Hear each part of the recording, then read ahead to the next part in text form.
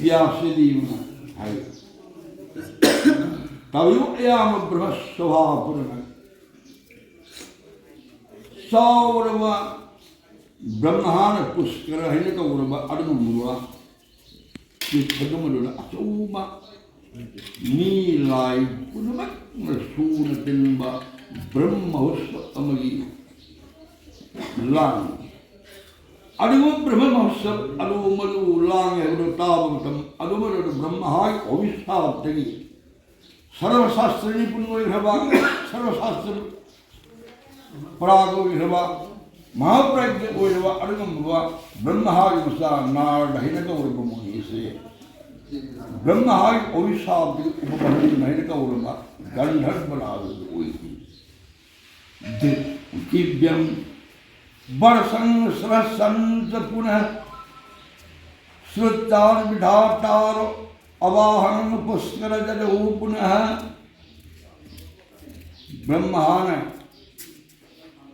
Jagat Vidhava Brahmana Puskara Hidagurva Tirthadumuda Brahma Mahasabha Lang Sitavatam Adumaduda Dibavashara Lai Shahidam Shahid Singama Gandharva Mapu Grava Adamar, Hinaka Urbamu, Puskar Adumadu, Dadarsa Tatra Brahmanam Ratta Singhasana Stitam Devandra Savi Siddhagani Manandra Sanaksaragadivi Samavritang Savayancha Rakka Gandharva Kinari Upavan Gandharvalo Madana Sanjivatam Adumadula Swabhari Yogivada Ninthi the Ravadatra Singha Soul Adomadula Sadurmukha Vidhata Brahma Adumaduna Rikin Uredana Akoivada Indra Singha Avani Siddha Sari Muni Singha Singha Sanak Sanakari Sanandana Singha Sama Vritya Svayam Swabhadamadu Purumatna Pui Swabhamaya Brahmana Rata Singha Sonangan Punalam Gandharva Susovitan Chatha Chandra Gaganay Bhaganay Sah Pranamam Swamay De Bhavati Sadhanga Bidham Hadat Tadurga Bidhata Brahmana Swabhamaya Adumadunangam Pui Kaya Leitin no Pai Sien Rava Numidang Adumadula Akasana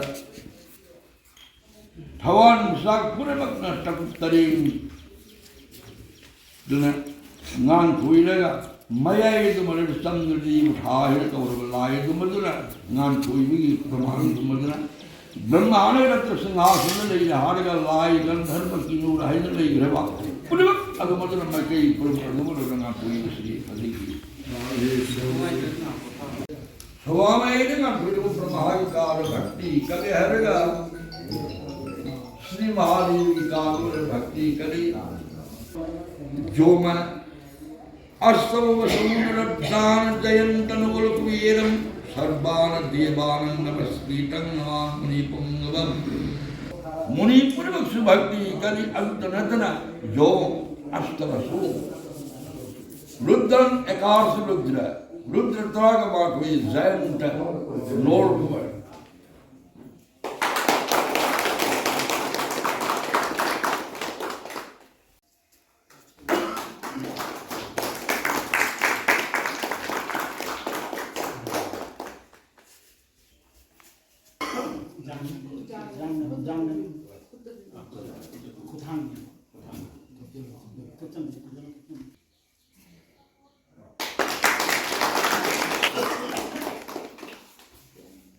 Manipuri Brahman Mahasabha Cachar Jila Committee na Silangina Haukiba Sri Gaurango Mahaprabhugi Holi Yaoshang Holi Chatchi Haina chatlubagi mahai oina isorgi matun khatan phangjarapa guna ngasi se ayasing wabi khiba mayam kaujare haraga Ishor Vishnu ki choronga lairuk chalaga pasadi phangmi ngasi haiduna silang liba ngasi ki chinglem laba mifam asigi mifam mapu Manipuri Brahman Mahasabha ki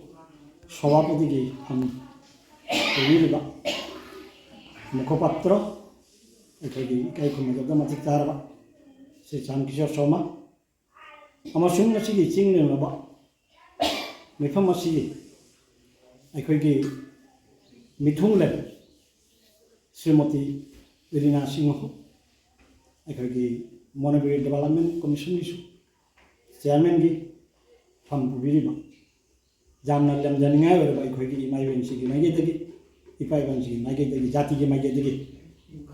mayambu amasung inam chana chingba ipai ban Brahman Mahasabha ki lam ni lengi reiba aiga singi mafam dan manai bati kachari ngasi se aikai Brahman Mahasabha si lingkhat ki badi sum phasange 2015 ki 12 July adubu corona na su chahi ani makhairom awa taruba Mahasabha sigi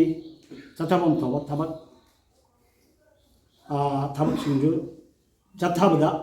khajik apunba phangiba adai mathangdagi amuk nahona jahobagumna aikhoi amuk thabak se paikhatchabani aikhoi Mahasabha asigi Samvidhan matungina aikhoi ki Manipuri Brahman maruina aikhoi Kachar jila da laminariba aigasin purhit biti pubiriba pubigaina khanbiriba jaitong laba aiga pandit singhu ekhoi sanatan parampara asibu pathap kaidana chathaba janana bagi ngakpa ngamnana bagi haiba wafam ama chawraba Samvidhan da wariba malai loina na ekhoi Brahman britti da chathabigayana khanbiriba liraba chahi chalaba aiga pandit singh chu makhoigi pautak payment makhada nauna hoguleiba biti pubiriba singi ekhoi chappanaba ekhoi kriya karma parban puja adi nachingbada chathaba yananaba paringamtang nayanaba sinsi haiduna aikhoi purohit proshikhan kendro ama linkhatchare asisu yamna awaba haibatai aikhoi Manipuri jati asi asumsu aikhoi yaha khaba taragi samas ki sawagi damakta achoba thawak pangthokhre kutte lokhalapam tamda sel thungi awaba asimadi sum leitabana te lejarakani adumaina adu manungda amu jamna chiraba samas si manungda Manipuri Brahman Sabha sisu adugumba awabagi wangmadidi leijabanate maramasina sengi su mathau taba lamma mathau taba jumma sabai mathau taba Proshikhan kendro ama lingma taba da waja hapa taba mahairoi ekhoi mingjanba taba na chingba mathang se chatharai hariga huji ekhoi ikai kunabda matik charaba ekhoi hoji ekhoina se hori mandapta phamjariba sigi aiga mapu umashankar aiga na chanbiduna lamate ma pibibadagi ekhoi Lakhipur elect constituency asigi Bidhayak ikai kunada mingone panu tarabada se Kaushik Rai ibungogi thaujaldagi aikhoi lupa lakh tara pini haiduna thabak se hawakre adugi mawangda hana MLA oina pibiramba Rajdev Gwala mahaki su hana hodopagi wafam ama laikhare dasumai tawdana thabak chathari jum sabase loide phawdi aikhoi si hori mandop asida ꯑꯩꯈꯣꯏꯒꯤ ꯄ꯭ꯔꯁꯤꯛꯈꯣꯟ ꯀꯦꯟꯗ꯭ꯔꯣꯒꯤ ꯊꯕꯛ ꯑꯁꯤ ꯆꯠꯊꯁꯤ ꯍꯥꯏꯗꯨꯅ ꯑꯩꯈꯣꯏ ꯄ꯭ꯔꯁꯤꯛꯈꯣꯟ ꯀꯦꯟꯗ꯭ꯔꯣꯒꯤ ꯄ꯭ꯔꯁꯤꯛꯈꯣꯟ ꯄꯤꯕ ꯍꯧꯖꯔꯦ ꯃꯁꯤꯗ ꯅꯥꯏꯅ ꯍꯥꯏꯖꯅꯤꯡꯕꯗꯤ ꯌꯦꯡꯕꯤꯌꯨ ꯑꯩꯈꯣꯏ ꯃꯅꯤꯄꯨꯔꯤ ꯕꯔꯅꯗ ꯕ꯭ꯔꯥꯍ꯭ꯃꯟ ꯑꯣꯏꯔꯕꯗꯤ मागी ब्राह्मण की मतिक मगुन अदु असुम लेरे हाइबसे अखोई सुम खंजरे ख्वाइनसु खंबीरी ददुबु वर्ण की मतिक मगुन अदो अखोइना ngakpa ngamnनबा अमदि सामना हारबदा आई अंगांग असिबु हाजे खेती समाज की अहलमन सिंगना हाजे आइगा हाइना भक्ति कति चाहिदा अइमोदिगे आजुना हल्लबा अहंगुना भक्ति कल्ली करी तो माना कली भक्ति ऐसे हाई वफम थी मौता आई सूर्य कुमार अगोंदर कली बसे नत्रगना वर्ण की वफम भक्ति से कलीबरा अनु कर्म है कर्म वफम लौसनी है खंगता दो असुमना मरुब समाज मणिपुरी समाज की थाक ब्राह्मण अखोई वृत्तिदा चथरब पुनम मतिक चाब ngतनी कनासु कनादगी हेन्ना खंगबनते कनासु कनादगी हे वाटना हंथना खंगबनती पुनमक मतिक चाब ngतनी अदु अखोई क्रियाकर्म ओइना चथरपदा अखोई मानदबा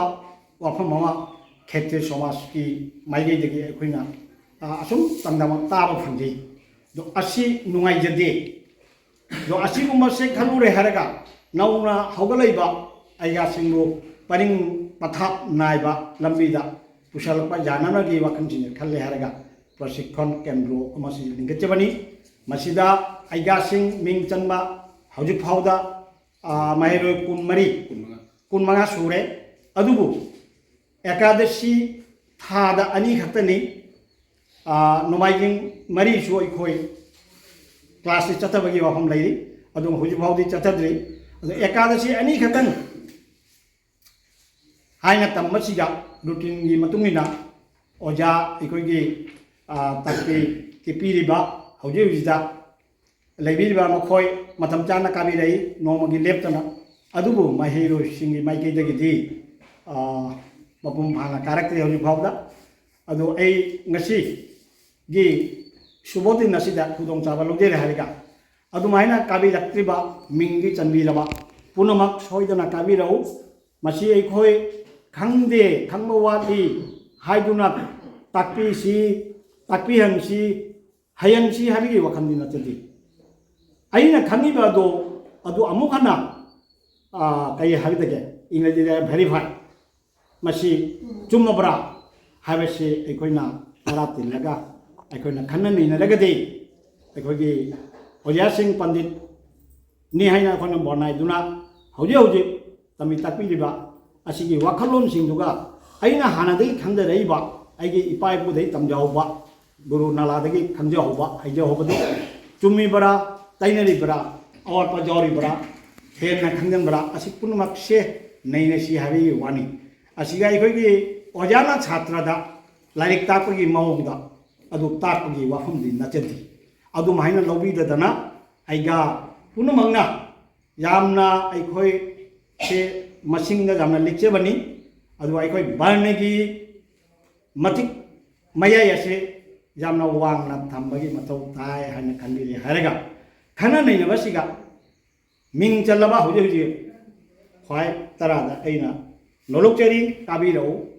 थादा नुमिन निनी खतनी एकादशी उपवास लेबा दिनदनी असिगा अखोगी आगासिंगी असंग नुमिनायने कमदि तमजबनी अमा नंजरी अदुगा हौजिक फाउदा मिंग चंबीद्रिबा नौना ब्रिटिश पाइखत पिरेबा सिंगी मफमदसु अइना लौचरी यांगना मिंग चंजनबिउ अखोइना जामना वाना होनजरिबा असि प्रशिक्षण केंद्र असे महे जालंसी मसी रजिस्ट्रेशन अखोई मणिपुरी ब्राह्मण महासभा सिटी रजिस्टर्ड ओइरबा सोसाइटी मनी मसीगी मखादा मागी खुथांग मखादा अखोई प्रशिक्षण केंद्र असी हौजी हौजी चथरी द प्रशिक्षण केंद्र असी अखोई सोसाइटी ऑफ रजिस्ट्रेशन की मखादा अखोई सोइदना जारिमगी जांगना रजिस्ट्रेशन असी तोगाना तौजेगना खंजरी लोइना लोइना अतोपा समाज की अतोप मिरोन लोबा असुमाइना पुरोहित प्रशिक्षण केंद्र लेरी ब्राह्मण सभा लेरी आसामीसी खंदे बंगाली खंदे हिंदुस्तानी खंदे मखो के खुद समनरगा अखोई चथारपगी मियंग लेजरी थमजरी अदुग लोइना लोइना अखोई की मणिपुरी समाजता अखोई ब्राह्मण नक्तना वाफम अमा आई तावा भंगगी हुईसु ताजरी कहीं मोई बामोन नतना करीनो तौरिसे मासिगी असम बाइक नितंग आई हाइजगे ब्राह्मण नतना मणिपुरी समाज हिंब जाति मसी मसां तारपने मणिपुरी समाजता विंग अनी खतनी अखोई लेजरसे ब्राह्मण समाज का क्षेत्रीय समाज का तो क्षेत्रीय समाज जाऊदना ब्राह्मण समाज की स्थिति लेती मागी तुंगम लेती माई मसक खनिया लेती अदुमाहिना ब्राह्मण समाज क्षेत्रीय नतना मागी तुंगम लेकदाइनो ले क्षेत्रीय की लानभम से कदाइदनो हाबेसे मा लेबना अखोई क्षेत्रीय समाज का ब्राह्मण समाज का अनी से तुनना अखोई परंपरा सनातन धर्म की वाफम से अखोई नाकमीनसी हाबेसिमा आई ngasiगी मिफम असिगी मनुंग चन्ना आई पाउजेल से ख्वाई तरागी मफमदा क्षेत्रीय समाज की मफमदा मणिपुरी ब्राह्मण सभा की मनुंग चन्नबासु आइगा मयाम लेनी मखोई पुनमकी मफमदा आइना गसी आह्वान तौजरी मियंग ताबिउ नुंगसी मियंग थंबिउ लोइना लोइना हौजिक प्रतिष्ठान अमा स्थापन तौरगदी लिंगलगदी मागी मथौ तबा पुक्चा ngachन खर मथौ ता दो असिगी मियंगदा ngasi MLA अखोई लखीपुर की सी कौशिक राय मांगना हाई की अखोई नव चबदा आई नौना खल्लबा MLA नि मणिपुरी समाज की तो अना सोदना या मथौ ताबा आई सुदन सुजगनी अदुबु लखीपुर असिना मपुमनिना मणिपुरी अखोई कछार जिला सिगा मणिपुरी पुंगना ताबासे लखीपुर कॉन्स्टिट्यूएंसी अमसिना पादिगी हेले अदुन लखीपुर असिगिदी आई सोदना अमता तितदना आई मथम मतंग सोदन सुरकनी हाइना अखोइदा वाफम दो खन बिदखिबा मतुंगिना मा ओजिसु सुबिरी असिगी मरुंदा अखोइगी रिना इचन हाइगा दरा इकाई खुनबदा अखोइगी माइबेनि माइकेदेदि जामना मतिक चारबा अमनी हौजि हौजिके वनदि दो महापुरुषु मसी अखोइना महासभा सिना फजरबा सिगी दिन सिदा कौजबनी अमंप्रम तौदुना ngasi लेमिदै महापुरुषु इकाई खुनजबा मणिपुरी ब्राह्मण सभा अमदि प्रशिक्षण केंद्र की माइकेदगी आई वहाइना फोंदोचरी अदो प्रशिक्षण केंद्र अमा हौजि हौजि जुमसे लोइद्रिफाउदि असिगी मानदोबसिदा अखोई चतसी हाबा वाफम अमा हौखिबा खरनी ममांगदा थौदोक अमदा MLA कौशिलाई लेमिरखि मांगना हाय प्रशिक्षण केंद्र से मपुम फाना लोइद्रिफाउदि मानदोबसि जुम चथबाव अदो मानदोबसि अखोई हाना लेबाकी फ्लो लेरमी मतासु मानदबा दो मा उबदगी अखोइना हाइजरुब नति माना माइ वांगांदा माना सुम फोंदोपिरमनी आई लुपा लाकनी के नौनिनी सिगा आई पिजरके मसी टाइल्स मपुम माना थाबुवना दो मतुंगिना नोंगालगा अखोइगी आइगा आइगी इंगायवरेबा अभिराम शर्मा अमसुंग इचासिंग सना पुतिकाल के सेक्रेटरी इमोतो मखोइ चले हारेगा कनोदी MLA साइबतगी पैसा से लौरेगासी असी थाबनी जुम खितन जेंबा यारे अखोइ फामिनबदा नुंगाइरे महापु ngasiगी मिफम असिगी मनुंग चना महापु सोई हन्ना थागचरी अदुगा इचन रिनागी मफमदना करेना जुम सारगदी जुमदुगी आजबाब पत्रो फार्निचर मथौ ताई दो असी प्रशिक्षण केंद्र अमा ऑफिस अमा माबो चलाइबगी तमता मथौ ताबा फार्निचर दो ngasi महासभा अमदि प्रशिक्षण केंद्र की माइकैदगी नानायना एकोई Chero लोइना थमजगे मसिदा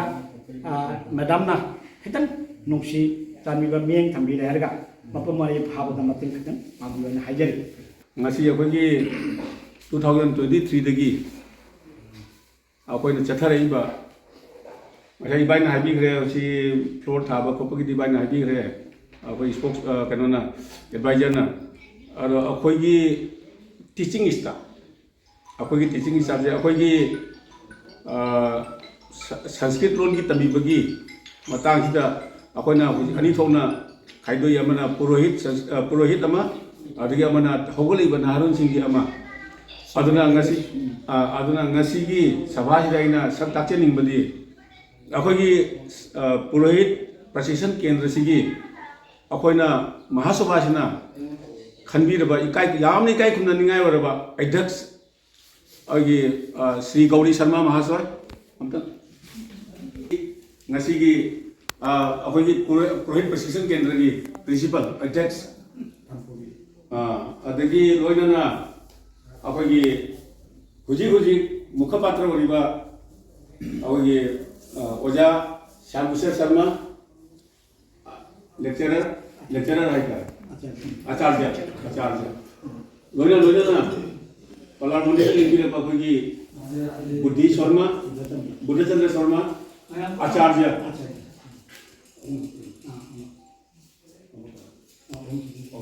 huji akoina president kendra gi akoina adhyaksham sum acharya gi tamda akoina ngasi bawda moina akogi tap khotgi mahi kana to gi tap khotgi ngasi bawda akoi sinajai mathang da su akoina unit singda mafam singda sandokpa yabagi khudong jaba ma akoi lojeng na akoi dum thorang gi hadik huji ki tawdi basna laboratory khodi acid testing to akoi je karam haina jari da jada dan kamai torge haina akoi laboratory do huji masi nainari experiment je akoi mai pai na akoi na isamangna isa vice president ni asi Manipuri site of Manipuri kanodi Brahman kanasiki vice president ni ado ai koina ai gi sun ai gi asara jengjabada huji lairi ba satra sing ai ban ban lakse tori ba sing je akoi mai pai na akoi tanjai mai pai na haraga su masi satra sing na akoi advisor so ai bi phamam leitaba khotaba agogi masi matamamadi mamangdadi agogi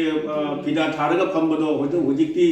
jadrabanina chakalakpa matami matungina sansit tamagasu masagi table leitaba base leitaba desk leitaba aduna maram moraga akoina sen dum kita khudong chada bugi matang duna akona ngasi agi ikai khumna ningai wala agi Manipuri Development Council chairman da mateng kitang nije gadra nije si haina akoina memorandum maina sanji memorandum se mayam amta pathok terke to Srimati Rina Singh honorable chairperson Manipuri Development Council Assam headquarter Guwahati Assam subject prayer for sanctioning of furniture of the Manipuri Brahman Purohit Prashikshan Kendra Cachar which is situated at Sribar Cachar under Sribar GP of Lakhimpur constituency. Honorable Madam, with high esteem and humble submission, with undersigned, on behalf of the Manipuri Brahman Mahasabha, Cachar have the honor to say the following a few lines before your honor for your kind consideration and favorable action. That, Madam, the Manipuri Brahman Mahasabha, Cachar has established a school in the name of Manipuri Brahman Purohit Prashikshan Kendra this year, aiming for imparting proper education to the newly uncertified Purohits and to teach the Sanskrit language to the upcoming school children and issue necessary certificate, upadhi, so that they can avail the opportunity of employment or as and when required. That, Madam, the Mahasabha has been running the said school with 25 Vidyarthis, including fresh children, in a month of temporarily. The Honorable MLA Lakhimpur, Sri Kaushik Rai, has sanctioned rupees 10 lakh only, and thus the construction of Prashikshan Kendra is going on. Then, Madam, for the lack of fund, we cannot arrange for proper seating of the Vidyarthis, resulting which they are still sitting on the floor of the mandap, which feel very uneasy. Under the circumstances stated above, the Mahasabha would like to request your honor to be good enough to kindly sanction the required furniture, that is, desks, bench, table, etc., so that the Mahasabha may serve the purpose as best as possible. And for the act of your kind action, the Mahasabha shall remain ever. Yours faithfully, Secretary Manipuri Brahman Mahasabha Sribar Cachar, and President Manipuri Brahman Mahasabha Sribar Cachar. High memorandum se ngasigi President amasung Secretary bu kauthok charaga memorandum ase khusinana ba aina norukche.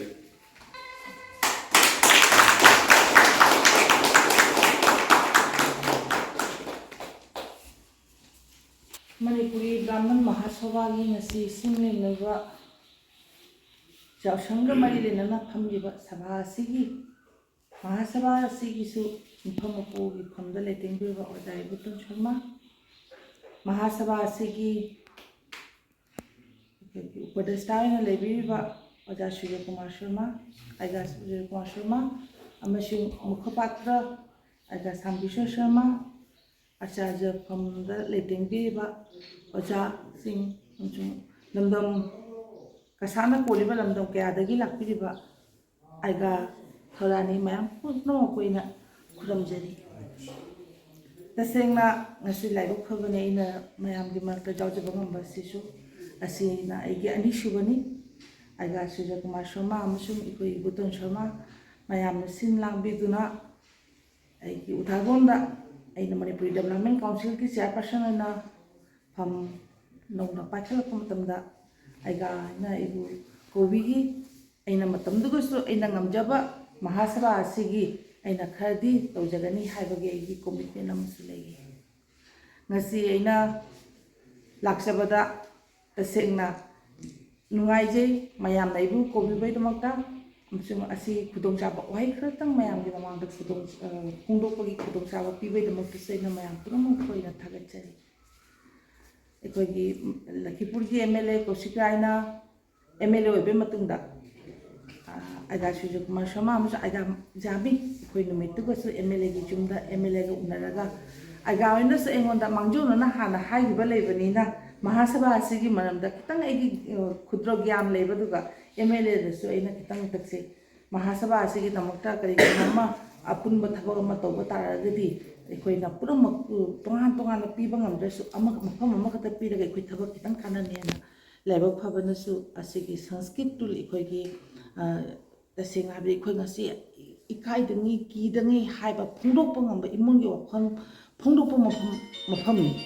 ekoina meeting kaya sabha kaya chapa matamda wakhal ekoi hainingba wahi kaya ekoi phungdokpa ngamde karigino haida leiriba jat bichat mayam dharma mayam gi mi leibaduga ekoi karibamgi asise ekoina linghatpa mathau tai kalanma mathau tai asise asingmoi matangde ekoina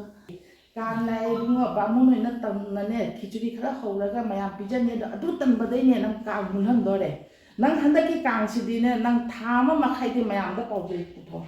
Sibasi kan nang ne pakhang le sabi puram magdang na khang pamra handaki kang se ekoine dress na daga dress code na daga kang sing se ana le sabi pakhang ja phaga loko no phalo na san tan halaga kumai amo henba hujikan ja nang sing kumai pame duna kang se kumai amo ina to honba Holi se kumana kitang matang kona ne ko kitang changes ahan mayam maraga phamalaga bhanda ta sabi le ga nang ni macha la roi nupi macha nupa macha dharma gi mafam da changham da bataraga di dharma isa keno khanga ro shindok pangama roi aduna ekoina tawba ngasi Mahasabha na phamiba sabha si marakta su mate kama nangharon gi mokhoi gi wakhan na mokhoi gi mamona nungai ba thabak ama itang jahon bi daga di moishu dedi join tawani ngasi ekoina Mahasabha siga lakko matamda ahan kitang kharcha condition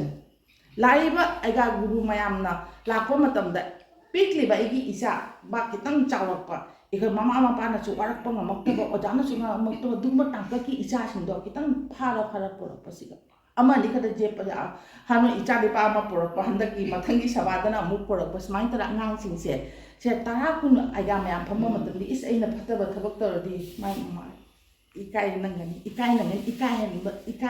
haibagi toragadi aise brahmani ngarang aina rel la lakpa sikim de lakpa matamda driver to ba anga ama jai ma hai is didi mana Sharma ne adiga aina ba namaskar Sharma apne di sama ekoi samas ki dik pai de keno ne ekoi Manipuri samas ki se brahman sing ki status se mang da haiba matamda mana hai is apna Manipuri di jam phaina doi di brahman sing te jam sthan pi ekoi Assamese te dikhra ka sthan se mutle en hai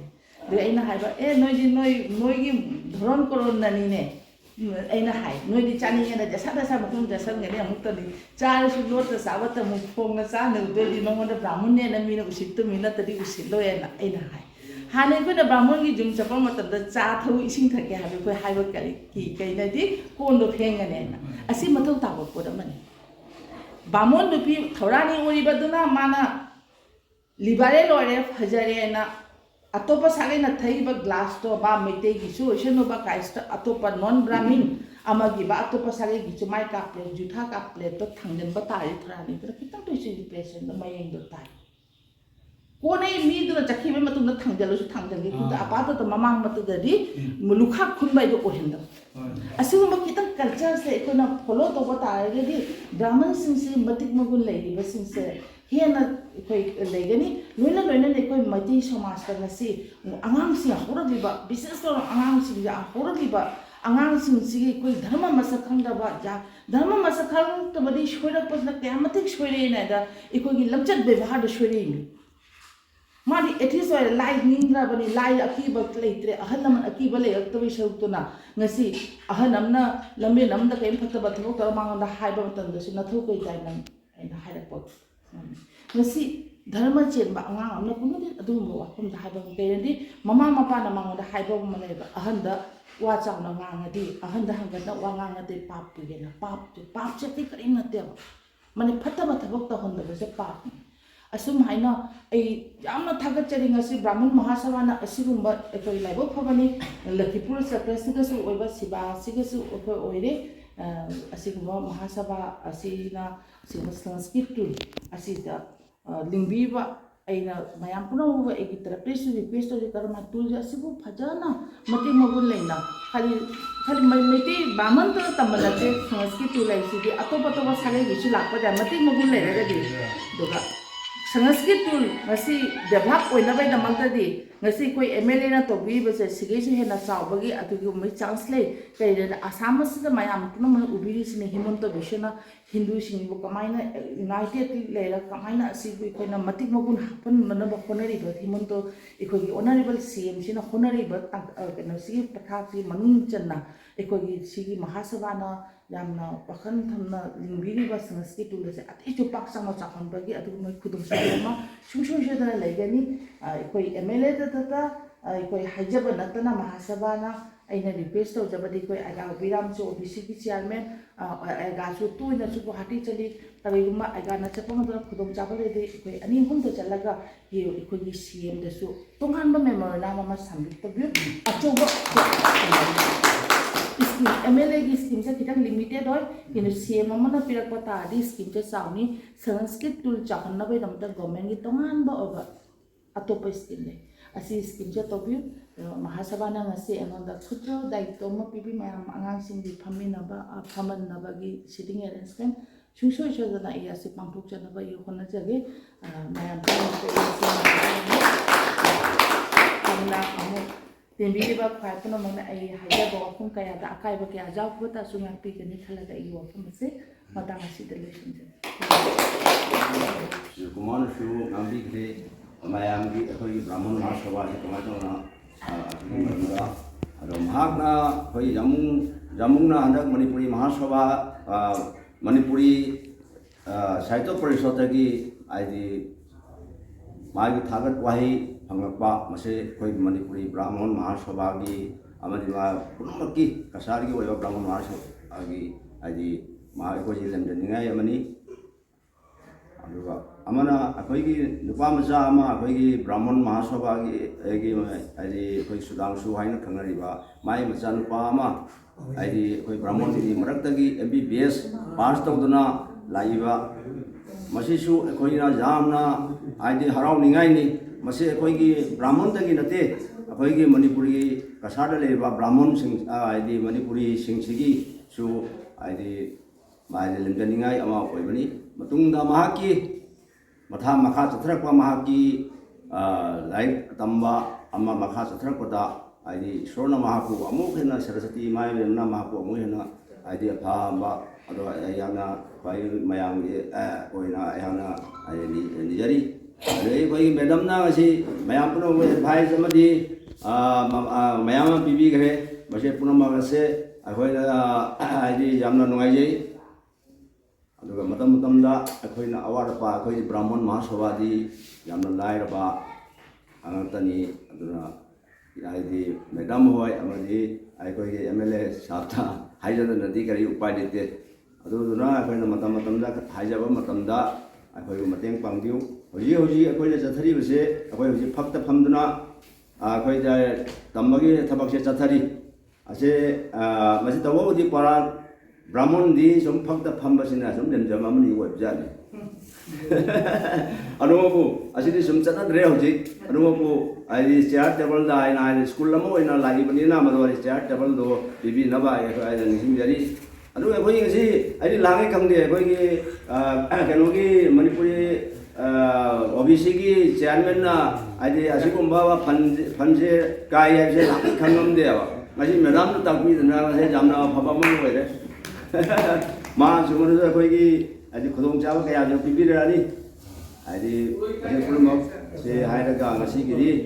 ꯍꯥꯏꯗꯤ ꯃꯇꯥꯡ ꯑꯁꯤꯗ ꯍꯥꯏꯗꯤ ꯈ꯭ꯋꯥꯏ ꯄꯨꯝꯅꯃꯛꯄꯨ ꯍꯥꯏꯗꯤ ꯌꯥꯏꯐꯅꯕꯒꯤꯗꯃꯛꯇ ꯃꯅꯤꯄꯨꯔꯤ ꯕ꯭ꯔꯥꯍꯃꯟ ꯃꯍꯥꯁꯚꯥ ꯑꯁꯤꯕꯨꯁꯨ ꯆꯥꯎꯈꯠꯅꯕꯒꯤ ꯃꯥꯏꯀꯩꯗ ꯏꯁꯣꯔꯒꯤ ꯃꯐꯝꯗ ꯍꯟꯅ ꯍꯥꯏꯗꯤ ꯈꯨꯔꯨꯝꯖꯒꯦ ꯍꯥꯏꯔꯒ ꯉꯁꯤꯒꯤ ꯃꯇꯥꯡ ꯑꯁꯤꯗ ꯄ꯭ꯔꯣꯒ꯭ꯔꯥꯝ ꯇꯧꯖꯔꯦ